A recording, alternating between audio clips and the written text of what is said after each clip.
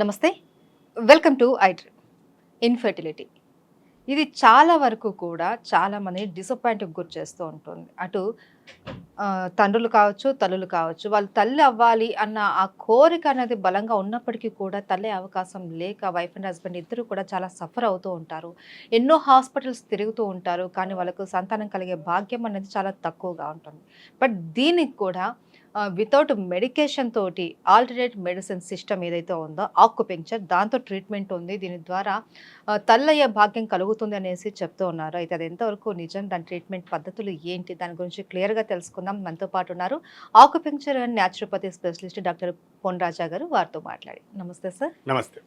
Sir, ఎన్ని medicines లేకపోతే కొన్ని చిన్న చిన్న ఆపరేషన్స్ ఇలా చేయించుకొని సంతానం కలిగిన కేసెస్ అయితే మనం చూసాం. కానీ ఎటువంటి మెడికేషన్ లేకుండా ఆల్టర్నేట్ మెడిసిన్గా ఈ ట్రీట్మెంట్ ద్వారా తల్లయ్యే అవకాశం ఉంది అంటే ఇది నిజంగా చాలా మందికి ఒక గొప్ప వరం అని అనుకోవచ్చు. So first of all sir, ఈ ఇన్ఫెర్టిలిటీ అన్నది రావడానికి మీ యొక్క ఆక్యుపెంచర్ విధానంలో ప్రాబ్లమ్స్ ఏంటి సార్? మీరు దాన్ని ఎలా మీరు గుర్తిస్తారు? Very important topic for this payment. ఇది చాలా ఉంటుంది. ఒక అమ్మాయి అబ్బాయి పెళ్లి అయిన తర్వాత వాళ్ళు ఫస్ట్ ఎక్స్పెక్టేషన్ ఏమి, పిల్లలు కావాలి, సంతానం కావాలి. వాళ్ళ సంపాద్యం, వాళ్ళ నేమ్ ఫేమ్ ఎవరికోసరం? పిల్లల కోసం. అన్నీ ఉంటుంది. పిల్లలు లేదు, ఆ ఇంట్లో ఆనందం లేదు. ఎప్పుడు ఆనందం లేదో వాళ్ళకి ఆరోగ్యం లేదన్నమాట. ఇక్కడ ఫస్ట్ అండ్ ఫార్మోస్ట్ మన క్లాసికల్ అక్యుపంజర్ అండ్ నేచురోపతి విధానంలో రూట్ కాజ్ అని ఒక చెప్తాము. దానికి రూట్ కాజ్ ఎవరికి ఎక్కువ ఉంటుందన్నమాట, మనం జెంట్స్కి అని చెప్తున్నాం. లేడీస్కి చాలా వరకు లేదంటున్నాం. ఎందుకంటే ఎప్పుడు ఒక అమ్మాయికి గర్భసంచి ఉంటుంది, ఓవలేషన్ ఉంటుంది, రెగ్యులర్గా సైకిల్ అవుతుంది, she's fit for conceive, she's ready to deliver. But జెంట్స్కి ఒక సైన్స్ ఉంటుంది. ఓవలేషన్ ఒకే ఒక ఎగ్ మాత్రం రిలీజ్ అవుతుంది, మిలియన్స్ ఆఫ్ స్పెర్మ్ బయట వస్తుంది అనమాట. మిలియన్స్ ఆఫ్ స్పెర్మ్లో ఎప్పుడు బలహీనం ఉంటుంది, ఆ స్పెర్మ్ ఆ ఎగ్తో కవర్ చేయదన్నమాట. సో మనం ఇక్కడ ఫోకస్ ఇచ్చేది జెంట్స్కి మాత్రమే. ఓకే.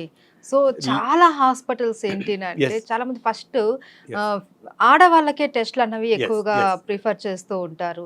ఒక ఫ్యామిలీలో కూడా సంతానం కలగలేదు అంటే ఫస్ట్ టార్గెట్ చేసేది ఉమెన్నే.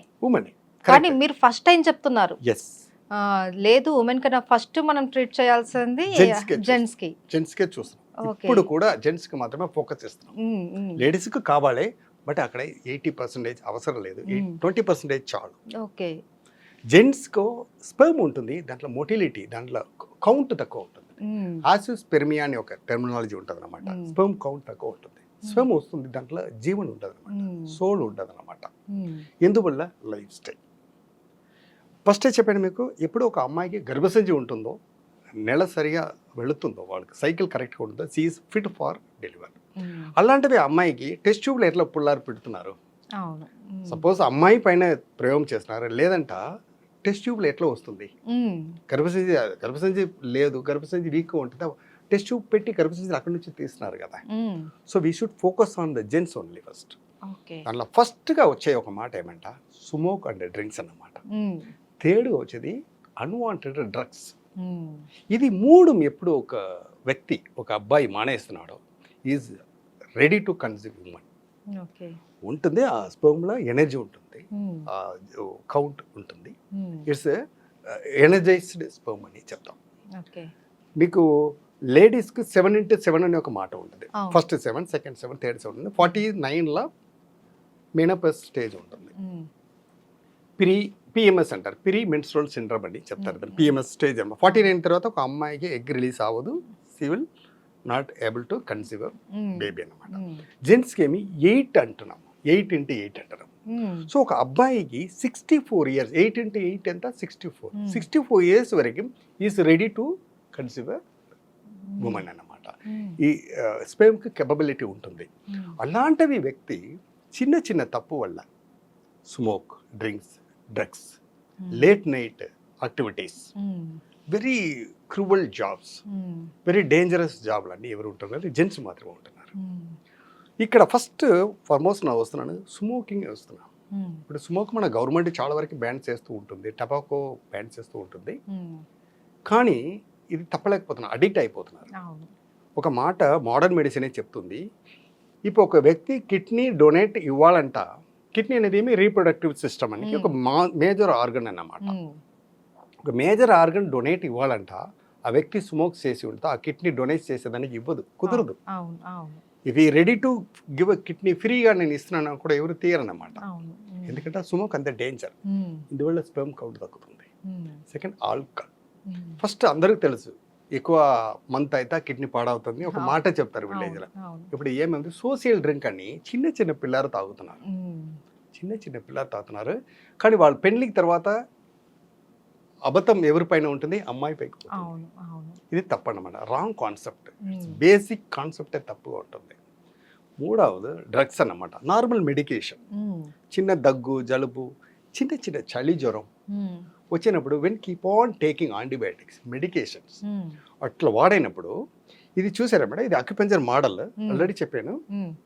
ఇది సివి అని చెప్పాను, కన్సెప్షనల్ వెసల్ అంటాం. ఆ వెసల్ పేరు కన్సెప్షనల్ వెసల్, గర్భశక్తి నాళం అంటాం. ఈ గర్భశక్తి నాళంలో ఎనర్జీ తగ్గుతుంది. ఎప్పుడు ఇక్కడ ఎనర్జీ దక్కుతుందో మన రీప్రొడక్టివ్ సిస్టమ్ బ్యాలెన్స్ దక్కుతుంది. ఎప్పుడు రీప్రొడక్టివ్ సిస్టంలో బ్యాలెన్స్ లేదో మన టెస్టికల్ జెంట్స్ ఆ స్పెర్మ్ ప్రొడ్యూస్ అయ్యేది ఆ క్వాంటిటీ ఉండదు అనమాట, క్వాలిటీ ఉండదు అనమాట. స్పెర్మ్ హ్యావ్ క్వాంటిటీ ఎక్కువ వస్తుంది, బట్ క్వాలిటీ ఉండదు. సో ఇక్కడ మన మేజర్గా ఫోకస్ ఇచ్చేది జెంట్స్ ఫస్ట్ ఆఫ్ ఆల్. కానీ ఇద్దరుకు మనం ట్రీట్మెంట్ ఇవ్వాలి, కానీ జెంట్స్కి ఇంపార్టెంట్గా ఇవ్వాలి. ఎన్ని సంవత్సరం కానీ ఉండని, ఫ్రమ్ 3 years to 10 years వరకు కూడా సంతానం లేకుండా ఉండని. 1 year మాకు ఇవ్వాలి టైం, మినిమం 1 year. మనం చెప్పేదే ఫ్రమ్ ద బిగినింగ్ ఆహారం అలవట్టు ఆలోచన చేంజ్ చేస్తూ ఉండాలి. ఆఫ్టర్ 1 year 99.9% ఛాన్సెస్ ఉంటుంది, చాలా వరకు ఉంటుంది. బికాజ్ చెప్పాను కదా, body have only sense giver right to do. మనకు మంచిది చేసేది మాత్రమే శరీరానికి తెలుసు. సో ఇందులో కూడా మీరు క్లాసికల్ ఆక్యుపెంక్చర్ విధానం ఆహారం మార్చేయాలి, ఒక అమ్మాయి అలవాటు ఆలోచన. సో దీన్ని అండ్ 1 minute 1 needle. సో ఇంతే సింపుల్ ట్రీట్మెంట్. సింపుల్. అంటే ఆలోచన విషయంలో వస్తున్నాను. తప్పుగా ఆలోచన, ఒకవేళ రాలేదో, ఒకవేళ పుట్టలేదంట. So when we want health, we should focus on health అంటున్నాం. బట్ ఇన్స్టెడ్ ఆఫ్ దట్ ఏం చేస్తాము, we focus on the unhealth. తప్పుగా ఆలోచన చేస్తాం. ఒక అమ్మాయితో కంపేర్ చేస్తున్నాం, అమ్మాయికి పుట్టలేదు, మన సంతానం వాళ్ళకి లేదు, నా ఏజ్ వాళ్ళ వీళ్ళకి లేదు. ఇది ఫస్ట్ నాకు కూడా ఉండరేమో. థాట్స్ బికమ్ థింగ్స్ అంటారు కదా, ఇది కూడా థాట్సే కదా, ఇది కూడా బికమ్ థింగ్స్ అవుతుంది, రాదు. ఇంకో ఇంపార్టెంట్ మ్యాటర్, లేడీస్ విషయం వచ్చినప్పుడు చేసే తప్పు ఏమి, మీది చెప్పాను కదా 20 to 30%, 70% gents, 20 to 30% ladies. Ladies విషయం వచ్చినప్పుడు లేట్ మ్యారేజ్. ఇప్పుడు ఏమైంది, ఐటీ కల్చర్, సెటిల్ అవ్వాలి, ఒక ఇల్లు కట్టిన తర్వాత, ఒక బ్యాంక్ బ్యాలెన్స్ అయిన తర్వాత పెళ్లి చేయాలని 30+ పెళ్లి చేస్తున్నారు. అప్పుడు ఉండే వాళ్ళకి చాలా ఛాన్సెస్ తక్కువ ఉంటుంది. ఒకవేళ వాళ్ళకి పిల్లారు పుట్టితే కూడా పిల్లారు చాలా బలహీనంగా పుట్టుతున్నారు. స్పెషల్ చిల్డ్రన్ రేషియో చూడండి. ఇప్పుడు first 10 in 1 kids are special children. Dyslexia, speech ability, ADHD, autism, chromosome deficiency అనేది 10 in 1 అని చదివాను 5 years బ్యాక్. ఇప్పుడు రీసెంట్ ఆర్టికల్ చూసా 5 in 1 kids. చాలా స్పెషల్ చిల్డ్రన్ స్కూల్స్ పెరుగుతుంది సిటీలో. పిల్లారు కావాలి, పిల్లారు క్వాలిటీగా కావాలని ఎవరికి లేదు. జనాలకి చెప్పేదానికి, ఒక ఆస్తులకు ఉండేదానికి, చూపించేదానికి పిల్లారు ఉంటున్నారు. ఆ పిల్లారితో పాటు ఆ తల్లి కష్టపడే విధం మీరు చూస్తా చాలా కష్టంగా ఉంటుంది అన్నమాట. సో మెయిన్గా లేడీస్ విషయం ఎందుకు ఇన్ఫెర్టిలిటీ లేడీస్కి, ఇక్కడ మాట ఒక 2 విషయం ఉంటుంది మేడం. లేడీస్కి ఇన్ఫెర్టిలిటీ అంటారు, ఫెర్టైల్ అవ్వట్లేదు. లేడీస్కి ఇంపార్టెన్సీ అంటారు, ఇక్కడ ఇవ్వట్లేదు అనమాట. లేడీస్ ప్రకారం చూసినప్పుడు దాంతో మెడికల్గా చెప్తారు ఇంపార్టెన్సీ, ఇక్కడ ఇన్ఫెర్టిలిటీకి రీజన్ ఏమి, మాల్ ప్రాక్టీస్, లేట్గా తినేది, డ్రగ్స్ ఎక్కువ వాడేది, లేట్ మ్యారేజ్. లాస్ట్ ఒక వీడియోలో చెప్పాను మీకు, ప్రీమెనోపాజ్, తొందరగా పీరియడ్స్ అయ్యేదానికి మందులు, పీరియడ్స్ ఎక్కువ అయినప్పుడు ఆగడానికి మందులు, బెర్త్ కంట్రోల్ పిల్స్ ఎక్కువ వాడేది. Keep on when be disturbing the reproductive system. అప్పుడు ఏమవుతుంది, నేచురల్గానే దానికి బలం తగ్గుతుంది. ఎప్పుడు యూట్రస్లో బలం లేదో ఒక స్పెర్మ్ మంచి స్పెర్మ్ దొరికితే కూడా అది సంతానం ఇవ్వదన్నమాట. అవును.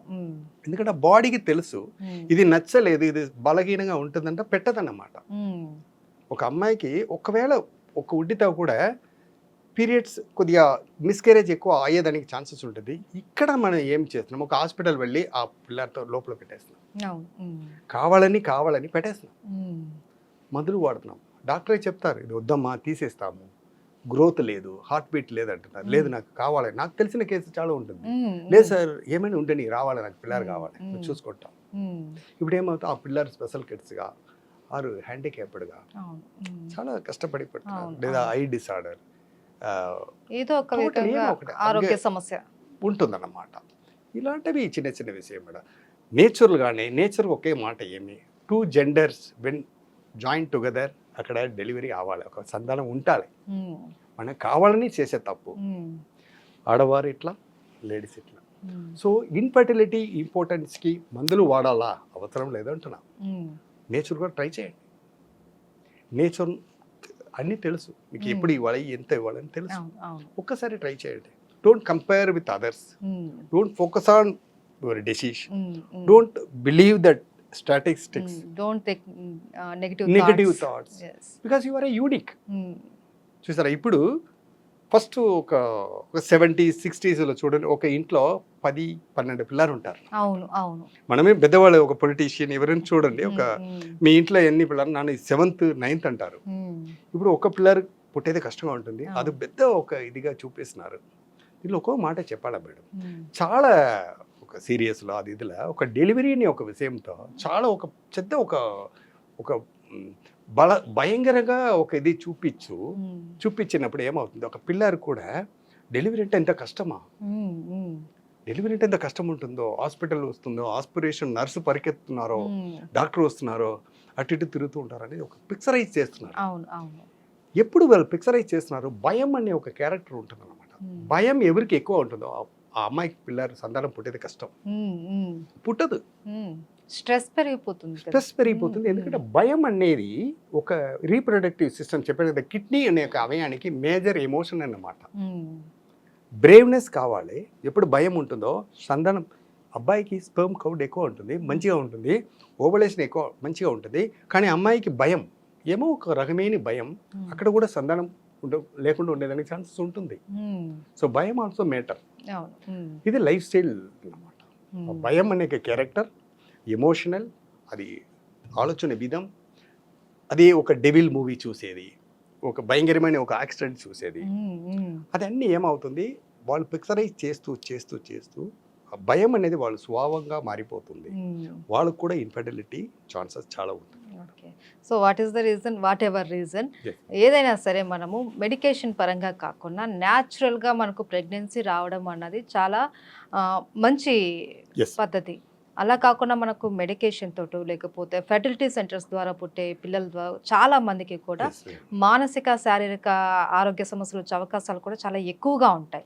సో ఫస్ట్ ఆఫ్ ఆల్ ఇదంతా కూడా అసలు ఎందుకు సంతానం కలగట్లేదు అన్నది కాజ్ పాయింట్ ఏదైతే ఉంటుందో అది కనుక మనం తెలుసుకొని చిన్న చిన్న ఇన్స్ట్రక్షన్స్ తోటి, అలాగే ఆహారపు అలవాట్లు కావచ్చు, ఇవన్నీ కూడా మనం జాగ్రత్తలు తీసుకుంటే చాలు, తల్లి అయ్యే అవకాశం 99.9% మీరు చెప్పినట్లు చూపిస్తున్నారు కూడా. కాబట్టి అవును రైట్. ఓకే. సో ఇదన్ నిజంగా తల్లి తండ్రి అవ్వాలనుకున్న వాళ్ళకి ఇది ఒక గుడ్ న్యూస్. అవును. Okay, thank you so much. Thank you give such a great opportunity. Thank you, Dream Media.